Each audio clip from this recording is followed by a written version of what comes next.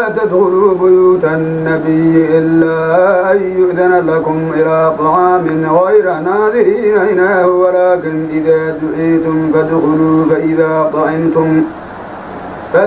فإذا طعمتم فانتشروا ولا مستأنسين لحديث إن ذلكم كان يؤذي النبي فيستحيي منكم والله لا يستحيي من الحق.